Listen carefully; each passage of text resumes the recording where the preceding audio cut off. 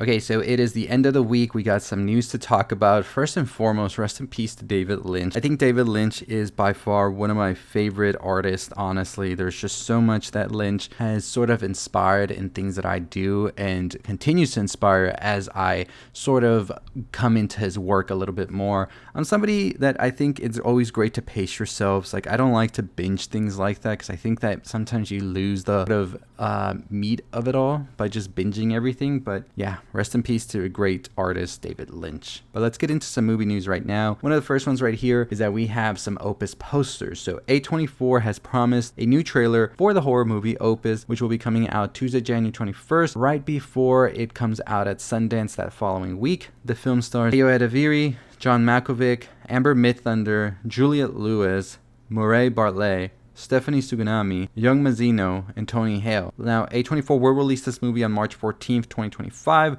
from writer-director Mark Anthony, and it is being called a flashy pop horror, tense psychological game of cat and mouse.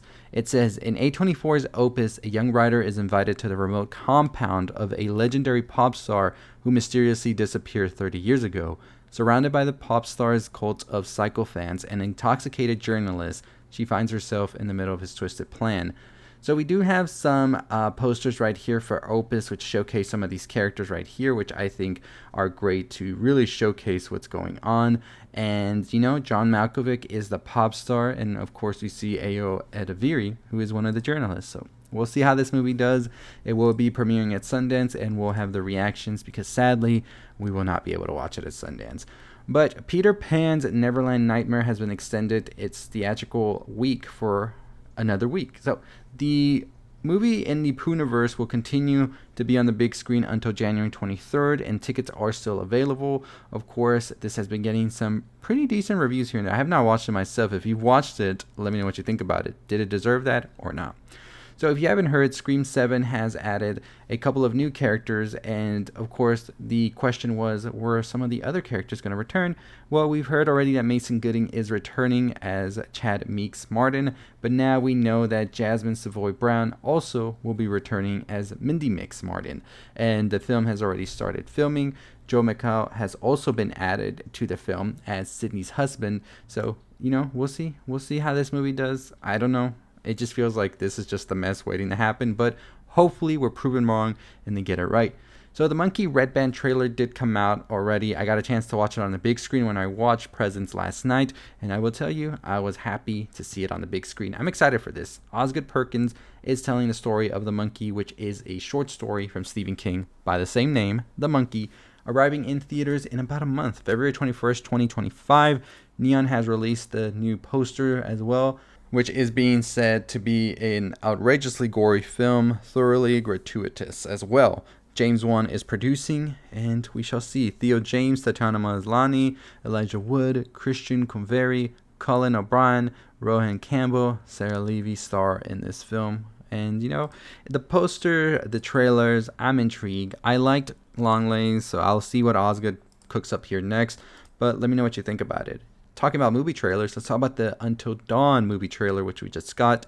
This film will be arriving in theaters on April 25th, 2025, and it is going to be exciting to see what this will be, because it is not indeed just a shot-by-shot remake of the video game, which I was so scared that was going to be the problem here.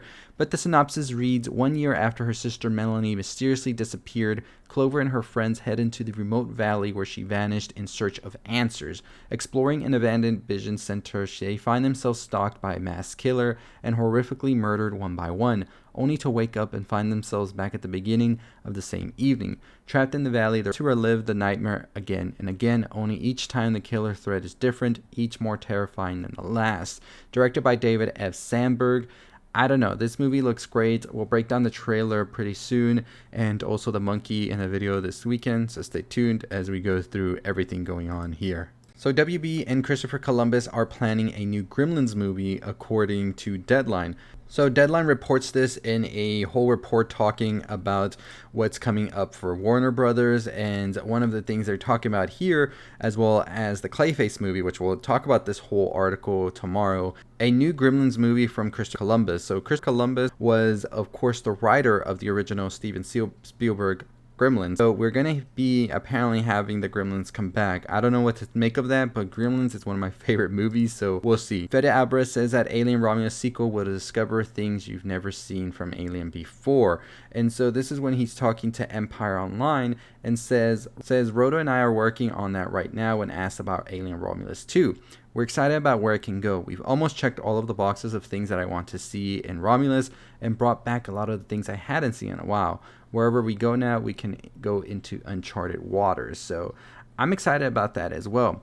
And so they talk about also what's coming next with the characters that we left off with, of course. And speaking about Rain and also Andy, he says, I think it'll be so exciting to go with characters you know from this movie to a place in the Alien franchise that we've never been before, and to discover things you've never seen before. The mistake usually with sequels is to make them because you can, and because of the success of Romulus, we definitely can make a sequel, but I wouldn't want to do it unless we have a really good idea for it, something that's worthy of the title.